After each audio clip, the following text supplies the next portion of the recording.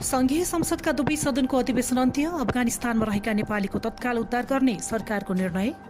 जसपा आधिकारिकता विवादमा महन्तको पक्षमा अन्तरिम आदेश दिन सर्वोच्चद्वारा अस्वीकार। प्रदेश 2 का प्रमुख बर्खास्त हरिशंकर मिश्रलाई नियुक्त गर्न सिफारिस। नेपालमा सोमबार थप 3451 जनामा कोरोना संक्रमण पुष्टि, 35 जनाको मृत्यु। कुलमानको नियुक्ति विरुद्ध हितेन्द्रले दिए सर्वोच्चमा रिट। अफगान विशेष दलद्वारा तालिबान समक्ष आत्मसमर्पण। तालिबानसँग मैत्रीपूर्ण सम्बन्ध स्थापित गर्न इच्छुक रहेको चीनको भनाई।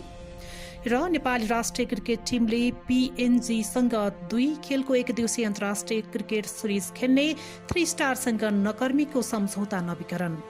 नमस्कार, दाक्सु टिभीको अफिसियल युट्युब च्यानल मार्फत प्रसारण भइरहेको दिनभरको मुख्य खबरमा स्वागत छ। म गोमा परियार।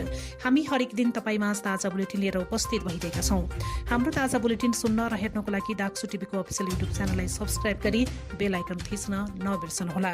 अब खबर विस्तारमा। राष्ट्रपति विद्यादेवी भण्डारीले संघीय संसदको चालु अधिवेशन अन्त्य गर्नु भएको छ। मन्त्री परिषदको सिफारिस अनुसार राष्ट्रपति भण्डारीले श्रावण 32 गति राति 12 बजेदेखि लागू हुने गरी राष्ट्रिय सभा र प्रतिनिधि सभाको अधिवेशन अन्त्य गर्नु भएको हो।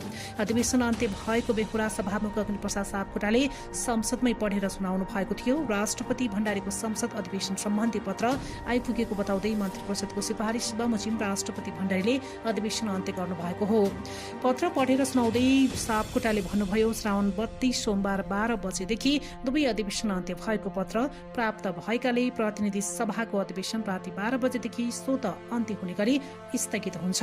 प्रतिनिधि सभाको दोस्रो पल्ट पुनःस्थापना पछि श्रावण 3 गते पहिलो बैठक बसेको थियो। सोही बैठकबाट प्रधानमन्त्री शेरबहादुर देउवाले विश्वासको मत समेत लिनुभएको थियो। सरकारले अफगानिस्तानमा रहेका नेपालीहरूको शीघ्र उद्धार गर्ने निर्णय गरेको छ। मन्त्री परिषदको सोमबार बसेको बैठकले नेपालीहरूको छिटोभन्दा छिटो सकुशल उद्धार गर्ने निर्णय गर्दै समन्वयात्मक रूपमा काम अगाडि बढाउन सम्बन्धित निकायहरूलाई निर्देशन दिएको सरकारको प्रवक्ता ज्ञानेन्द्र बहादुर कार्कीले बताउनु भएको छ।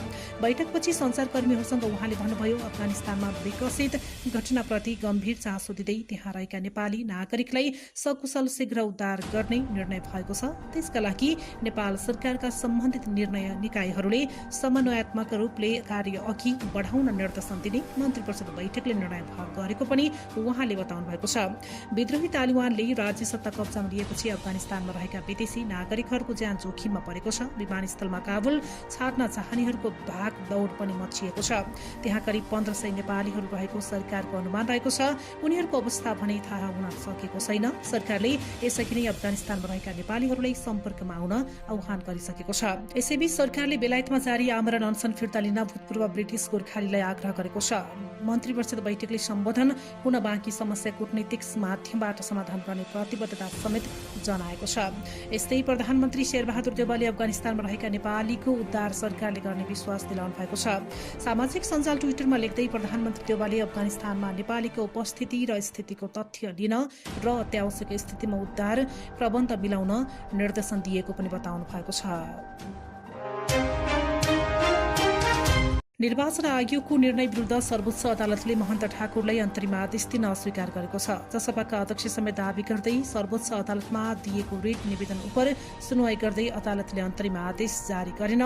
सर्वोच्च अदालतका न्यायाधीश द्वय दीपक कुमार कार्की र डाक्टर आनन्द मोहन भट्टराईको संयुक्त इजलासले अन्तरिम आदेश दिन अस्वीकार गरेको हो। नेपालमा सोमबार थप 3451 जनामा कोरोना संक्रमण पुष्टि भएको छ। सोही अवधिमा 35 जना संक्रमितको मृत्यु भएको छ भने 2458 जना निको भएका छन्।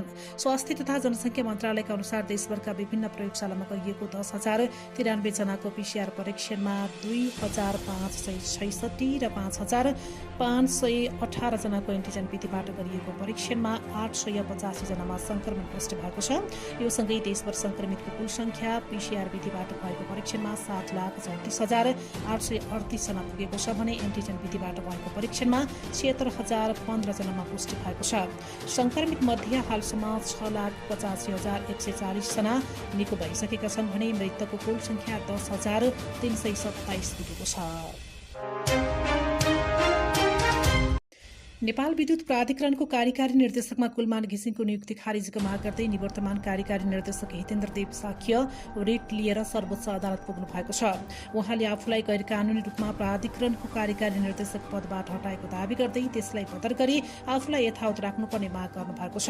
उहाँले प्रधानमन्त्री तथा मन्त्री परिषद कार्यालय, ऊर्जा मन्त्रालय, ऊर्जा मन्त्री, नेपाल विद्युत प्राधिकरणको सञ्चालक समिति र कार्यकारी निर्देशक कुलमान घिसिङलाई विपक्षी बनाउनु भएको छ। प्रदेश नम्बर 2 का प्रमुख राजेश अहिराज झालाई सरकारले बर्खास्त गरेको छ। सोमबार बसेको मन्त्री परिषद बैठकले उहाँलाई बर्खास्त गर्दै नयाँ नियुक्तिको लागि राष्ट्रपति समक्ष सिफारिस गरेको छ। देउबा सरकारले पूर्व सांसद तथा नेपाली कांग्रेसका नेता हरिशंकर मिश्रलाई प्रदेश प्रमुखका नियुक्त गर्न सिफारिस गरेको छ। महोत्तरीको पिपरा गाउँपालिकाका उहाँ नेपाली कांग्रेसका पुराना नेता स्वर्गीय रामनारायण मिश्रका छोरा हुनुहुन्छ। 2015 सालमा बीबी कोइराला नेतृत्वको सरकार हुँदा स्वर्गीय रामनारायण मिश्र उद्योग मन्त्री हुनुभएको थियो। उहाँलाई कांग्रेस नेता विमलेन्द्र नीतिको जोड बलमा प्रदेश प्रमुख सिफारिस गरिएको बताइएको छ।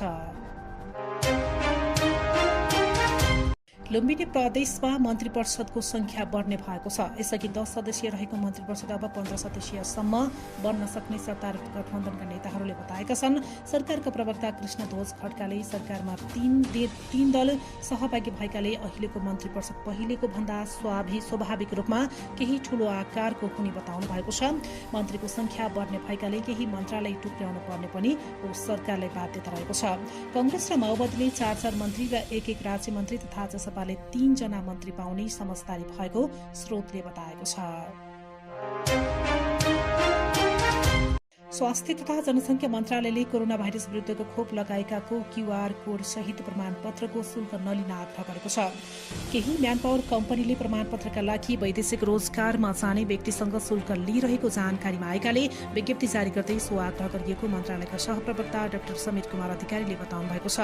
विदेश जानुपर्ने कतिपय व्यक्तिले कोभिड-19 विरुद्धको खोप लगाएको क्यूआर कोड सहितको प्रमाणपत्र लिन अनलाइन फारम भरी म्यानपावर कम्पनीलाई शुल्क बुझाउनु परेको गुनासो प्राप्त भएका त्यसो नगर्न अनुरोध गरिएको र शुल्क लिने उप कडा कारबाही गरिने पनि विज्ञप्तिमा जनाइएको छ।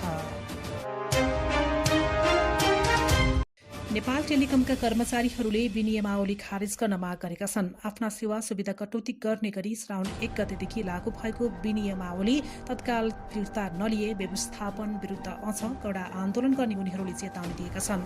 कम्पनी सञ्चालक समिति र व्यवस्थापनले 4000 भन्दा बढी कर्मचारीको प्रतिकूल हुने गरी विनियमावली ल्याएको भन्दै केन्द्रीय कार्यालय परिसरमा जारी अनसनलाई निरन्तरता दिएको नेपाल दूरसञ्चार राष्ट्रिय कर्मचारी संगठनका अध्यक्ष यादव प्रसाद पनेरूले जानकारी दिनुभएको छ।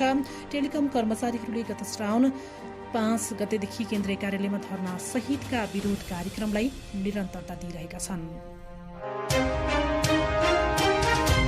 रुकुम पूर्वमा पछिल्लो समय घरेलु तथा साना उद्योगहरू थपिँदै गएका छन्। जिल्लामा लघु, घरेलु तथा साना उद्योगहरू स्थापना गर्नेहरूको संख्यामा वृद्धि हुँदै गएको तथ्याङ्कले देखाएको छ।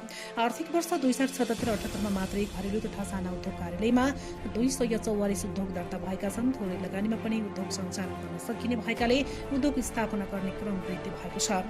घरेलु तथा साना उद्योग कार्यालयको तथ्याङ्क अनुसार गत आर्थिक वर्षमा खुलेका उद्योग मध्ये सबैभन्दा बढी सिस्ने गाउँपालिकामा र सबैभन्दा कम घुमे गाउँपालिकामा रहेका छन्।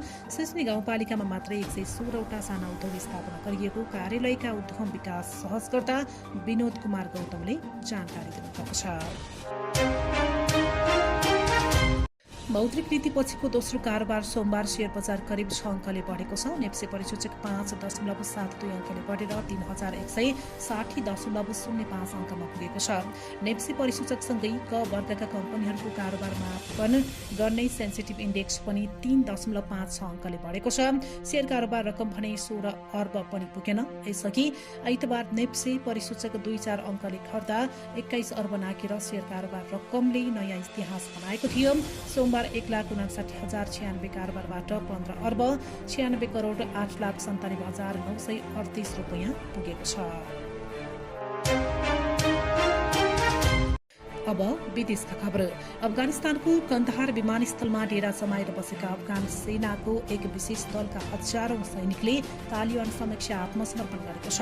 तालिबानले सोमबार एक बयान जारी गरेर यसबारे जानकारी गराएको छ। तालिबानी लडाकुले पछिल्लो 3 दिनदेखि यो दललाई घेरेका थिए। काबुलको दक्षिणपन्थी कन्दहार शहरमा बग्राम एयरबेस पनि छ, जुन अमेरिकी नेतृत्व भएको गठबन्धन दलको अभियान केन्द्र रहँदै आएको छ। यस्तै अफगानिस्तान कब्जामा रहेको तालिबानसँग मैत्रीपूर्ण सम्बन्ध स्थापित गर्न इच्छुक रहेको चीनले बताएको छ। परराष्ट्र मन्त्रालयका प्रवक्ता हुआ चुनइङले सोमबार उक्त कुरा बताएका छन्। चीनले अफगान जनताको स्वतन्त्र रूपमा आफ्नो भाग्य निर्धारण गर्ने अधिकारको सम्मान गर्दछ र अफगानिस्तानसँग मैत्रीपूर्ण र सहयोगी सम्बन्ध विकास गर्न जारी राख्न चाहन्छ, उनले भनेका छन्। यसअगाडि 13 श्रावणमा बेइजिङ भ्रमणमा पुगेका तालिबानका सहसंस्थापक तथा मुख्य वार्ताकार मुल्ला अब्दुल गनी बरादारसँगको छलफलमा चीनले इस्ट तुर्किस्तान इस्लामिक मुभमेन्ट एटिआइएमसँग सम्बन्ध तोडे अफगानिस्तान पुनर्निर्माणमा साथ दिने वाचा गरेका थिए। अब खेल खबर। नेपाली राष्ट्रिय क्रिकेट टिमले पपुवा न्युगिनी PNG-सँग 2 खेलको एकदिवसीय अन्तर्राष्ट्रिय क्रिकेट सिरिज खेल्ने भएको छ। नेपाल क्रिकेट संज्ञानले सोमबार नेपाली टोलीले ओमानमा PNG-सँग 2 एकदिवसीय अन्तर्राष्ट्रिय खेल खेल्ने जनाएको छ। नेपालले PNG-सँग पहिलो खेल सेप्टेम्बर 5 र दोस्रो खेल सेप्टेम्बर 8 भदौ 20 र 23मा खेल्ने क्यानले जनाएको छ। र ललितपुरको ए डिभिजन क्लब 3 स्टारले मिडफिल्डर मनाज्ञ नकर्मीको सम्झौता नवीकरण गरेको छ। 3 स्टारले सोमबार युवा मिडफिल्डर नकर्मीसँगको सम्झौता नवीकरण गरिएको जनाएको छ। नेपाली अन्डर 16 टोलीका सदस्य नकर्मी सन् 2019मा 3 स्टारमा आबद्ध भएका थिए। काठमाडौँमा आयोजना भएको 4औं संस्करणको साफ अन्डर 15 च्याम्पियनसिप फुटबल प्रतियोगितामा खेल्ने नेपाली टोलीमा नकर्मी रहेका थिए। अघिल्लो पटकको ए डिभिजन लिगबाट उनले शीर्ष लिगमा डेब्यू गरेका थिए। सरस्वती युथ क्लब विरुद्ध खेलबाट उनले 3 स्टारमा डेब्यू गरेका हुन्। हवस् त अहिलेको लागि मुख्य खबर सकियो। भोलि फेरि मुख्य खबरका साथमा उपस्थित हुनेछौँ। बिदा दिनुहोस्।